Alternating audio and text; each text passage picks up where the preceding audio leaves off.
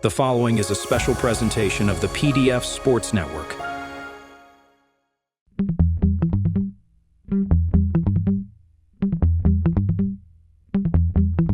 You know, I'm right. The podcast that uncovers the origin stories of some of the biggest names in sports, media, entrepreneurship, and entertainment. Nick Durst here, along with Joe Calabrese.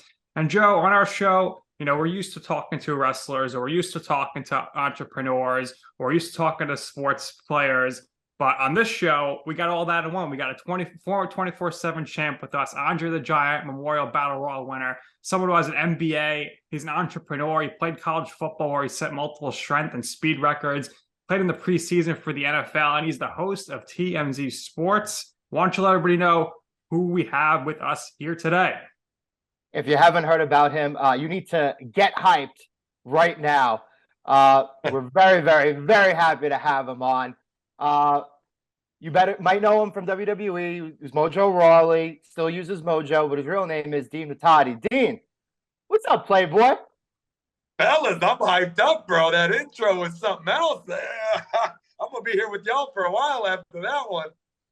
Absolutely love it. Absolutely love it. So we're going to start right out of the gate, right? We're going to start with you in high school where you interned with Morgan Stanley. Very, very interesting. Talk about that. Yeah, actually, we'd have to go back to middle school for that one because I started interning with Morgan Stanley when I was 11.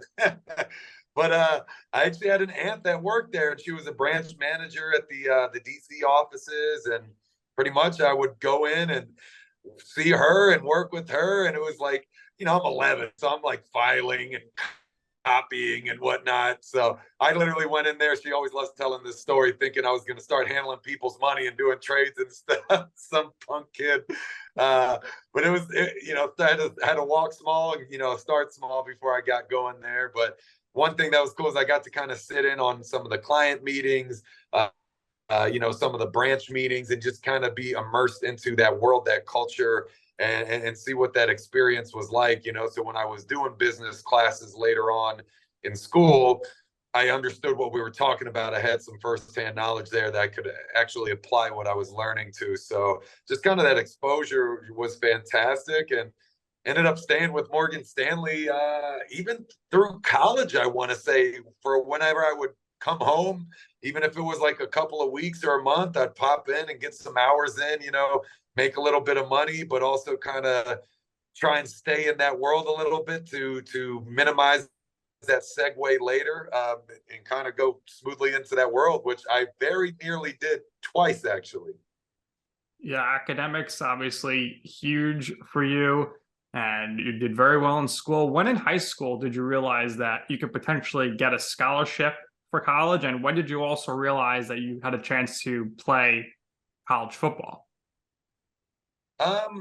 That's a good question. I started playing football in 8th grade.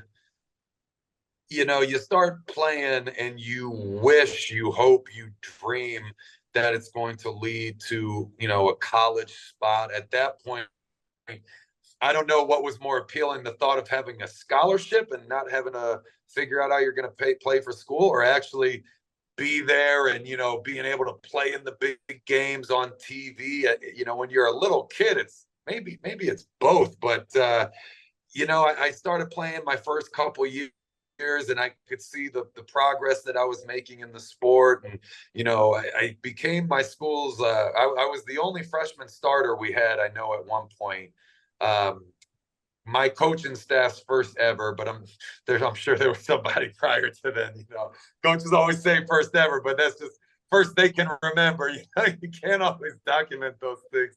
But I think probably around that point, I was like, man, if I'm doing this well this soon, I probably got a shot. Didn't matter that we only had 28 guys on our team and we were the worst in the district, maybe in the state at the time. That didn't matter. I just had a feeling that I might have had a shot here. And, luckily I was right. It didn't come easy. I played for 4 different head coaches in 4 years with 4 wins only. So we were pretty bad. Not a lot of college teams coming to check us out, but, fortunately found a way to get into one on a full academic scholarship, actually. But I had to go to a Division III school to start, which I ended up loving that school. It was hard to transfer out of later on. So you went to Christopher Newport University. So what was the recruitment process for you by the University of Maryland to get you to come play for them? There wasn't one really. CNU was an easy decision for me because I waited until like May or June to decide where I was going. Of course, it was a Division III school, so they're kind of used to waiting that long. But I held on, the hopes for one of the bigs to call me. They didn't, so I went to a D3 school. After 2 years there, loving the school, being heavily immersed into the program and just the leadership program, the honors program, all of these other things. I just wanted to play big time ball. That was the only reason I left. So Maryland didn't recruit me. I literally made a highlight tape and I mailed it to every single Division I school in the country.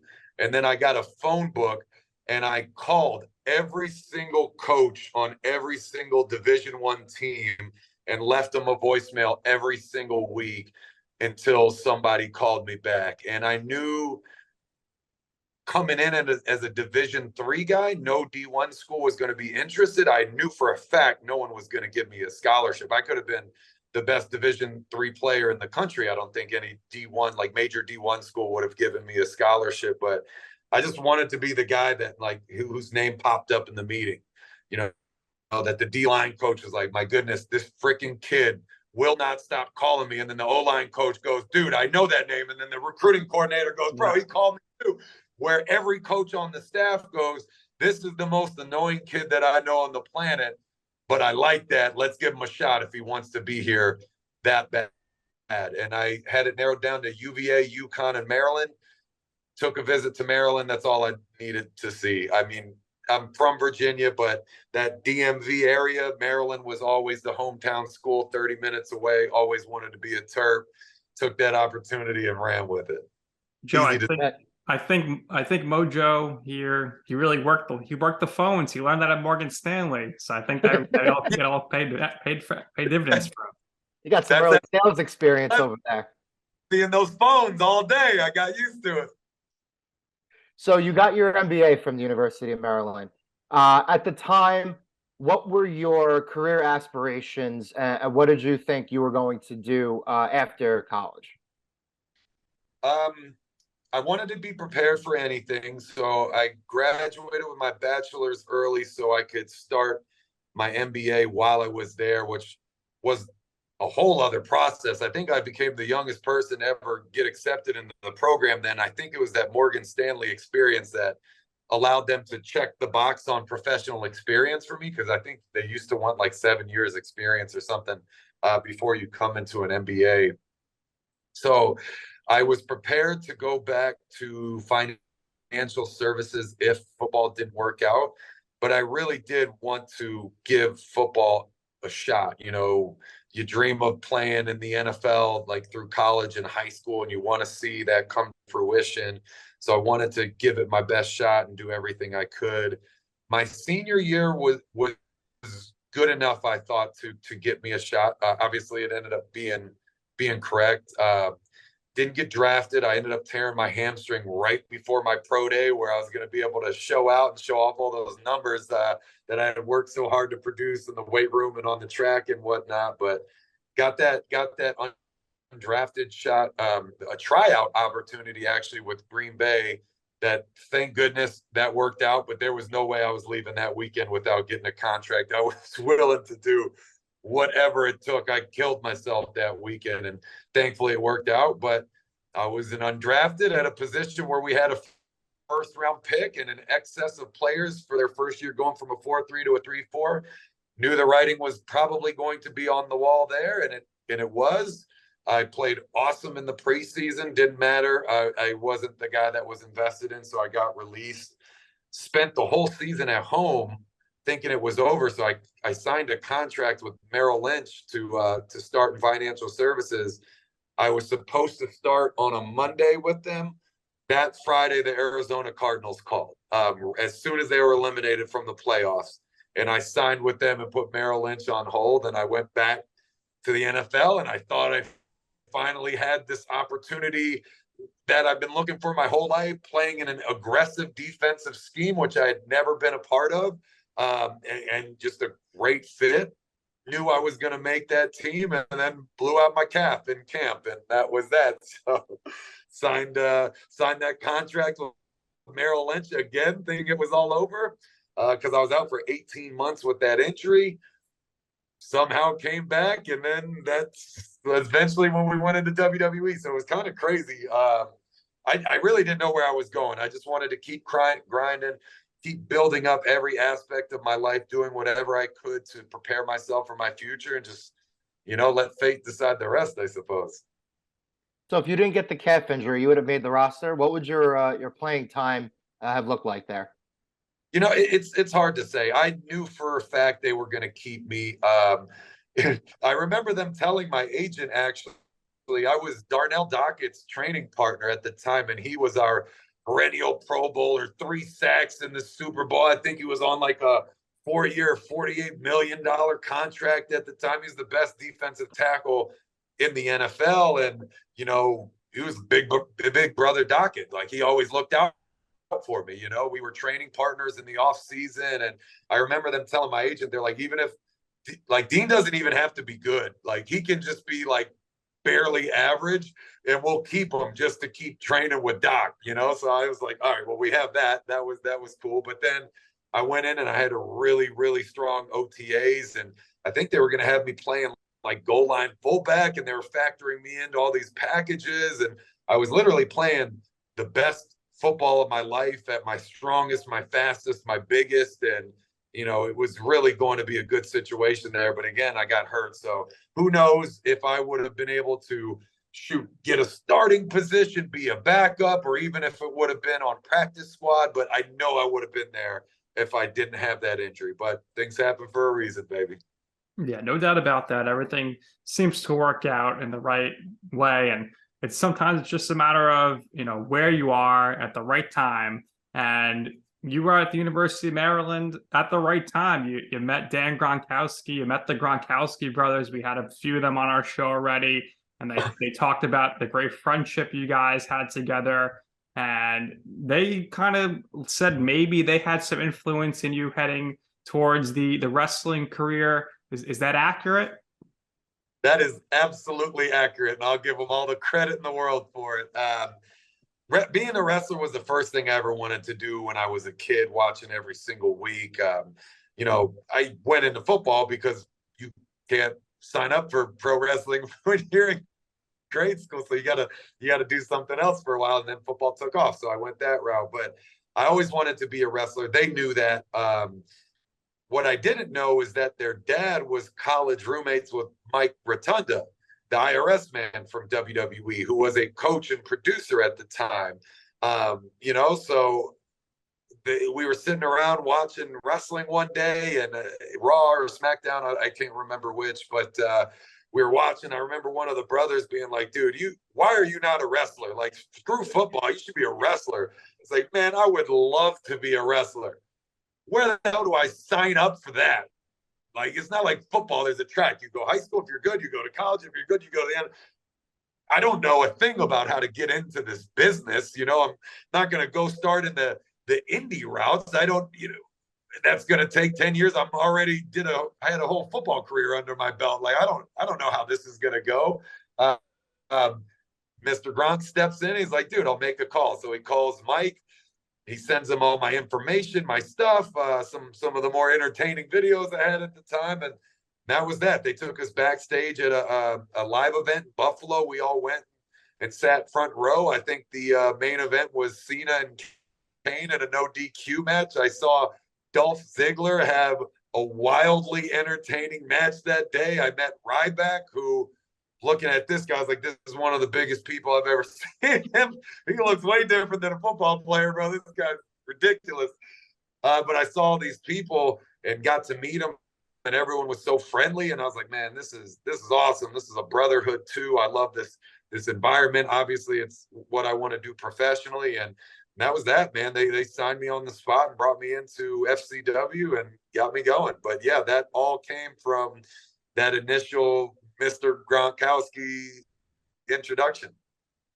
Interesting. What a story. And you continue to be, you're basically another Gronkowski brother, that's for sure. And we'd always see you, you and Flo Rida at all these events, hanging out and everything.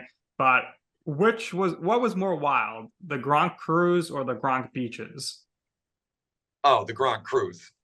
If anybody tells you different, they are lying to you. The evidence in this is that there was only one Gronk cruise. There's been 3 Gronk beaches. There was one Gronk cruise, and they told us afterwards, we will never do one of these ever again in our lives. They're like, we've had all the craziest rock bands in history do these same cruises, and none of them have been as ridiculous as you guys. That cruise is of legend. I can't even talk about the things that have happened on that cruise, but it was ridiculous. I do know at one point, my brother and another one of our buddies stumbled into, maybe on purpose, like the employee lounge area. I think they were looking for something to eat like late. And there was mug shots of me and Rob on the walls that said, do not give these guys alcohol. Don't give them food. Don't give them anything. Stay away from them. Like, they almost threw us in the brig at one time. I think a couple of our attorneys, our buddy Troy being one of them, had to cite something to keep us out of there because we were going. Oh my gosh. Oh, what the rest us. What a story. Oh, well, that kind of makes sense. So who would you say is the better dancer, you or Gordie? Oh, well, it's me. No question. You didn't even have to finish your sentence. Me or anybody. Mojo is undefeated in dance contests. I've never lost anytime, any place. It's never happened. We used to go out searching for competition, and we just couldn't find it. I don't even know if I'm willing to give Gord best dance moves in the Gronkowski family, actually. All right. Who would you say is the best dancer? Normally, I would say Rob is the best dancer, but I will say whenever you actually get Chris Gronkowski going, which is not often, he's usually the most quiet one of the 5. He is the craziest one of them by an absolute mile, and I don't think anybody, including them, would fight that. He is a wild man. Yeah, I think Chris will take the cake. But if not, it's Rob. Yeah, Gordie, we asked him. He said it was definitely him, but I'm going to take your word for it as an outsider view. But how was the dancing at your wedding? Gord is the most consistent partier out of anyone I've ever met in my entire life. I can tell you that. That guy doesn't stop. It's always a party with him. He's always happy and upbeat and having fun. He'll dance longer than any of his bros for sure.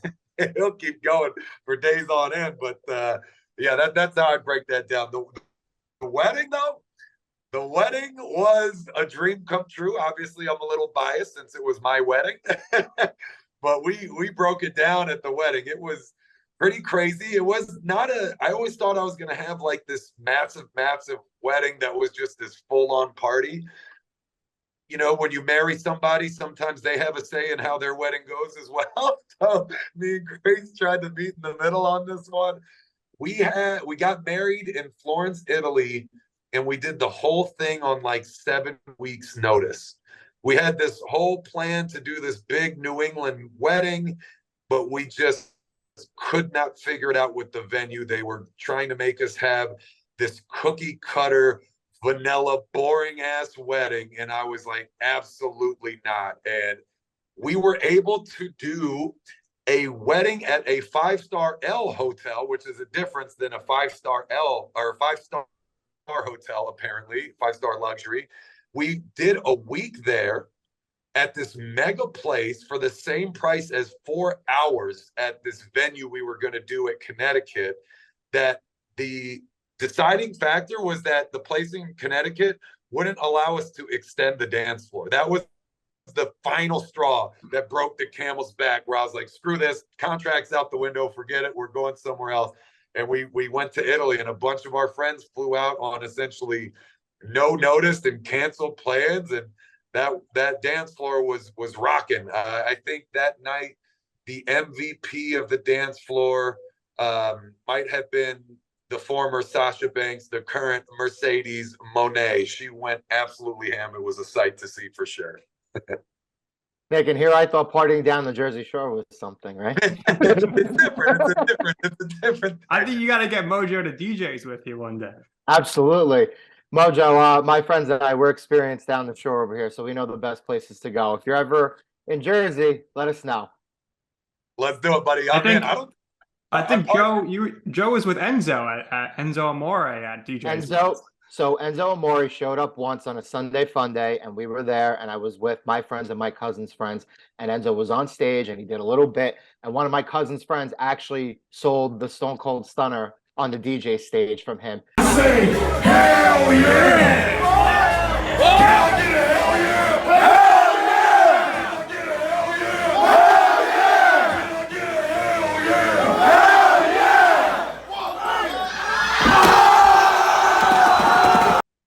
I almost brought up Enzo on my own, not only because you said Jersey, but I've been telling Enzo he needs to start DJing on the side for years. Yeah. I think him with a microphone and DJing, he's big into music, of course. That would be a really good situation. And, you know, with his following and whatnot, yeah, he would kill it as a DJ. Absolutely. So you talked about Rob before. So you were very fortunate. You got to do a couple of WrestleMania angles with Rob. You got to spend time as 24/7 champion, arguably at WrestleMania 33, the most memorable moment in the history of the Andre the Giant Memorial Battle Royal. You guys got to start the pre-show with that, and that was great. And during a really low time with the COVID stuff, Rob came in for a little while, and you were kind of partnering him with that. So what was it like doing those things with him, but in general, just, again, being friends with them?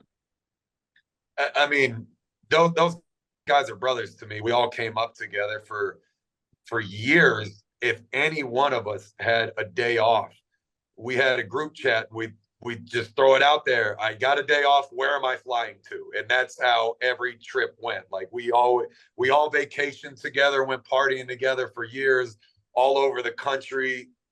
Was an incredible time. Now, very few of the team are still partying like that. Gordie maybe being the only full-time partier now that all of the rest of us are married and most of them have kids now. But that's just been incredible. Everyone's had each other's backs and supported each other, and everything that they've done professionally, personally, all been there for each other through the years. Man, I love those guys, honestly. As far as having them in WWE, that was really cool too, being able to kind of bring that full circle. Because again, Mr. Gronk's the one that made that intro for me in the first place. So being able to kind of work those guys into WWE and what we were doing at the time was awesome. And they come to the shows for years. They came to the shows when we were back at FCW in Tampa, when you could literally count 5 people in the entire arena. 5 people, and 3 of them are the Gronkowski brothers. Pro Bowl tight end sitting there in this dungy-ass, like garage-looking kind of building, just to support and see us do our thing because they love watching wrestling. We pretend to beat each other up. That's how I got ready for WWE, was being at the clubs and bashing each other and beating each other up and eating chops to toughen me up before I reported. That's how we got ready for it. But it's cool to take it all the way to WrestleMania and having Rob be a part of the show. I remember we actually petitioned to move it to the pre-show, to have it off of the main card, for the reason being that the pre-show was was on cable. It wasn't on pay-per-view. So we knew it was on USA. Yep. Yeah, exactly. So way more eyes, and that's what you want, especially if you're going to have Rob in the mix, is you want all the ESPNs and all these other sports followings to see Rob that, wouldn't have if it would have been on pay-per-view. So moving it to the pre-show was fantastic for us. I know a lot of guys would prefer to be on the main card than the pre-show, but there's one thing you learn in wrestling, it's how to eat humble pie. That is for damn sure. But yeah, having him a part of that at the SmackDowns, coming back for WrestleMania with the 24/7 title, We've really always wanted to do a match together. That got put on hold when Rob went back to the Bucks. But when he came to WWE that year, that was the plan, was for us to do a tag match together and then split up and have a solo match. And we had this really cool angle for it too. But when Tom Brady and Drew Rosenhaus come calling and they got a $10 million contract sitting on the table, you take that. Absolutely. Mojo, what was your favorite Super Bowl you got to attend? Oh man. I missed a couple of the good ones, I remember, which sucked. I missed the 28-3 comeback, and I missed the Seattle game where they scored on the last play of the game, which, oh man, that was brutal not being there for those. But I had my own job. I had to attend. I've been to a few of them now. Hard to say, man. Probably I remember them by city. Minneapolis might have been because they lost that game. Actually, that was when they lost to the Eagles, so that sucked. Atlanta, maybe Atlanta. I don't know. I mean, I've only played in so many, but I believe when they were in Atlanta, not playing Atlanta, I don't even remember who they were playing. But just that whole week and seeing there and being able to see him do his thing prior to it was incredible. The games are so secondary to the experiences at this point. Like, he's got 4 rings at this point. You got to make them special after that when you have that many, I suppose. Yeah, you guys would have been a great tag team in WWE. You probably would have been the second greatest tag team of all time behind you and Matt Cardona, the Hype Bros. Now, that's my worst. You might be stepping back in the ring real soon. Could we potentially see a Hype Bros reunion, or maybe you versus Matt at somewhere? You could be popping up to take him out with a steel chair or something.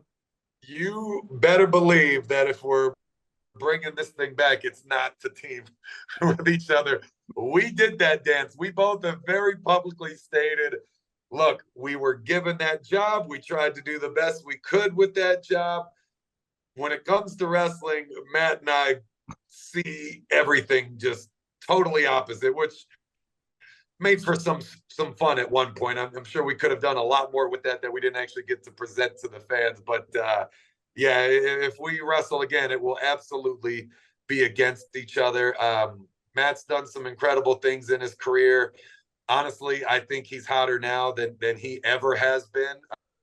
And it's a testament to what he's been willing to do and, being able to control his own schedule and, how hard he's been working. I think this is the best Matt Cardona there's ever been. I think Matt Cardona would kick the crap out of Zack Ryder. I think the attitude that he has now and everything he's doing, that would have been great with the Hype Bros. We could have really done, something cool with that. Being able to tap into this whole mean streak and different side. Obviously, a lot of the things he's doing now, he couldn't have done then, but maybe that's what makes it so good too. All right, lots to be seen here moving forward for sure. For you, Mojo, what was it like to see yourself in a video game? I mean, first you had the NCAA game where they're using your name, image, and likeness without your permission, but then you're in WWE 2K and it's you. So what was that experience like for you?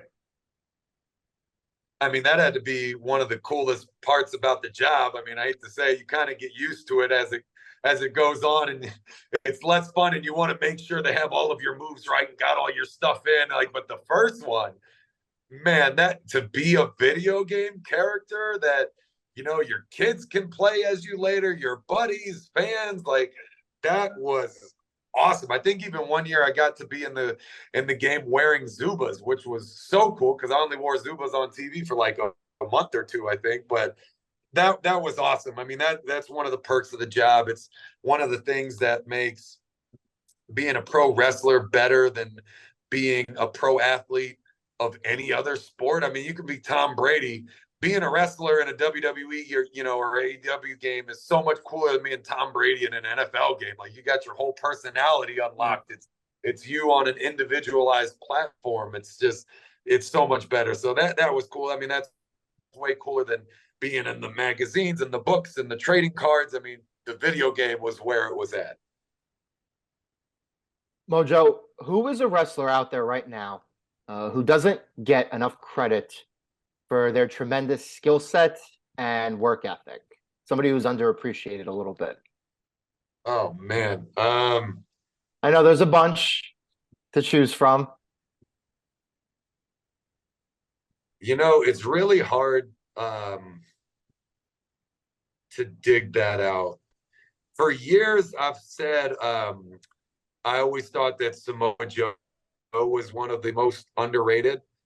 I love his work. He is one of the best mic guys, I would say, in the history of the game. I mean, you have like some characters, some outlandish, characters that have been incredible mic workers. But as far as like being a real person delivering quality promos that can almost be seen as poetic, I mean, I've always thought that he was one of those guys and someone that I would have loved to have worked with, against, and in any way. I think we had one like a week or two in NXT super quick when I was getting called up. It was not much we could get to sink our teeth into, but I remember that one match, liking that one match more than just about any match in my entire career. Two guys having a physical match, going out there. I felt like there was so much more we could have done there if given a program. But dude, the way I've seen him just eviscerate people on the mic, my goodness, he's always been one of those guys. But yeah, dude, I guess since we've already talked about it, we'll just go with him. Yeah, works. All right, Mojo, last wrestling question here, we promise. You, of course, could do some serious damage at a buffet. What other wrestlers would you say could keep up with you eating-wise? And Ryback, is he really that prolific of a eater, as we heard? Okay, so I've never gone out to dinner or eaten a meal with Ryback, so I can't talk about him. But I know for me, it's got to be Braun Strowman. I mean, that's the guy. I mean, I don't know if he can still throw down like he used to, because he has leaned out an incredible amount, especially here in his second run. But he was a travel buddy of mine. Me, him, and EC3 used to ride together, for years on the road. We've gone to some buffets, some other places, and done eating competitions. Why would I try to keep up eating with that guy? Like, that's a crap day for me. I mean, Braun, I've done eating competitions with him where he literally left and threw up in the parking lot because he was that determined to not lose. Like, doesn't matter who was there, he was winning, didn't care what it took. I've seen him take down some stuff. I'm curious to see where he is now, but again, it's him. It's definitely him. Yeah, I think that's a great answer. And what a trio for that car ride. You should have did the car show that they had on WWE Network. But EC3, another guy who was severely underrated, who is tremendous talent for sure. Dude, first of all, there should have been a show, because the reason we all rode together, we all hit the gym every day. We trained extremely hard, but we would do that early. Every day was the same. We wake up, empty stomach cardio, go to breakfast, hit the gym, really push each other and train as hard as we could, even though we all had different training styles. We didn't really lift together. We all did our own thing, but shouting across the gym at each other, we push each other. But we made time to do fun things on the road. Like, we would go karting, laser tag. I think we went spelunking at one point. Like, anything we could find to do in these cities, we would do it. We tried to enjoy the road. We tried to live the lifestyle. We went out partying together in these cities if we found somewhere that was fun and it didn't, interfere with our work. Like, nobody else was doing that stuff. A lot of people just sit in the hotel room all day. It's like, guys, this might be the only time, we're in the Dakotas, or somewhere, Alaska. Like, we got to go exploring. It's a must. And these are the guys to do it. So awesome guys.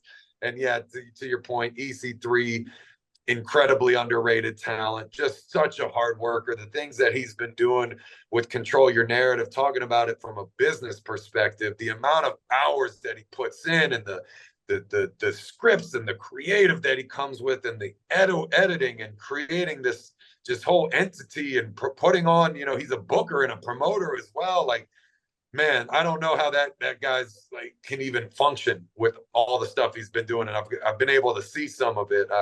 That guy has no off switch. He kills himself every single day. Definitely has earned anything he's gotten for sure. Making the most of opportunities, just like you. How did the opportunity for TMZ Sports present itself, and how did you capitalize on that?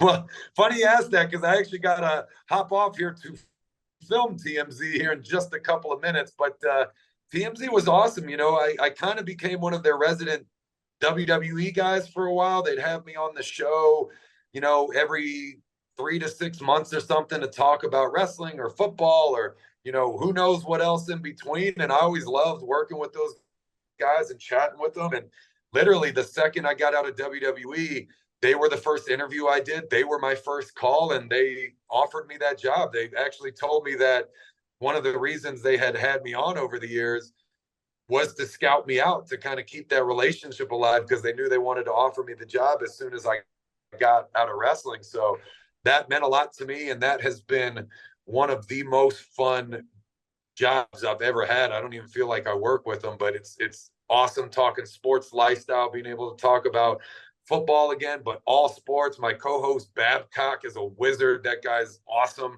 And it's just a family feel over there, man. I love those guys and everything they do. I'll be with them for a long time. Very enjoyable to watch you there. And it's got to be enjoyable for you to have your own business now. We're coming full circle back from the Merrill Lynch days. You got the MBA, Paragon Talent Management. How did you come up with the idea to launch that? And how has it been, the last 2-3 years here with all your great clients who are very notable in the industry? That's been great, man. It took off in a hurry. Started it because there was no real, representation, especially for marketing services in wrestling. So few people had agents or managers. Nobody was really doing anything outside of the wrestling bubble. And with the talent and skill that the wrestlers have, I knew that had to change. So started this company with a best friend of mine, Steve K. Didn't even have to pitch him this idea for 10 seconds before he was on board, and it took off. And now, we've been around for 2 years. We've done deals for, over 150 wrestlers. We've done 8 figures in business. Immediately it just took off and exploded. And it's been awesome. It's been really, good to not only make some buddies some money, but help find them new lives after WWE, or after wrestling and new walks of life. And it's been awesome, man. It's just been a testament to the skill level in the business. Yeah, great stuff. Great roster of talent. Encourage everybody to go check that out and hit up the company if you want to make some deals and book some people for some shows. That's what Mojo is here to do with his company. Last question, I will let you out of here. What would you say in your life or your career is your I'm right moment? What I mean by that is a time or place where you wanted to pursue something, you ask somebody for advice. They're like, Dean, don't do that. That's an awful idea. And you're like, you know what? I'm going to do it anyway. And ultimately, you will see why it is that I'm right. I mean, every single one of my biggest decisions was like that. Trying to continue to go back to the NFL after being cut from Green Bay and injuries and, all of these things. The surefire money was to go into financial services. Those contracts were actually way bigger than the ones that I initially had for football, but I declined them because that's what I wanted to do. And then, essentially making the decision to go with wrestling over financial services, or going back to the NFL, where I think with the new rookie minimum, if I would have went back to football, my salary would have been like, somewhere in the 400,000s at the time. Whereas I turned that down to take $39,000 a year to start with, WWE. That didn't make any sense. And, my situation at Merrill Lynch would have even been better than the NFL. So financially, but, kind of bet on myself and really did everything I could to make that successful. And it worked out for me in the end. But, people can advise you only so much. It's up to you. You should listen to your haters. You should hear them out and listen to their perspectives and try to learn from them and, see why they're trying to say that. I had family members that I trust very much that told me not to do what I did, but that was always in my back pocket, keeping that there, like looking for those opportunities where, if this gets to the point where it's not making sense anymore, if I'm this 30-year-old guy who's, still in the minor leagues trying to make it and I haven't generated anything and the writing's on the wall, well, how long are you going to keep pushing? I don't want to be that guy that's 40 and has 6 figures in college debt and, is now starting over with the 21-year-olds because I rode this dream for too long. Like you should hear that out. You should be a dreamer, but be a realist as well. And just, listen to what your haters are trying to say, believe in yourself and follow your opinions and your lead, but see what they're saying, see if there's any, if there's any weight to what they're doing, and always let that, help weigh in on your decisions. Bet on yourself. Good advice. Dean, when we booked you, we were hyped during this interview. Nick and I were hyped. And as soon as this is over and we move on, we're going to stay hyped. But there it is, buddy. Mojo, we had a great time hanging with you. Thank you for doing this with us. We really appreciate it. What we do here is we give our guests the last words. So if there's anything else you would like to share, personally promote for yourself, your company, please, by all means, go ahead and do so. Thank you again for doing this with us. Simple, fellas. Stay hyped. That's what it's about. That's all it is. All right, thank you very much. That's going to do it here for this episode of You Know I'm Right. For our very special guest, Mojo, my co-host, Joe. I'm Nick, and this has been You Know I'm Right.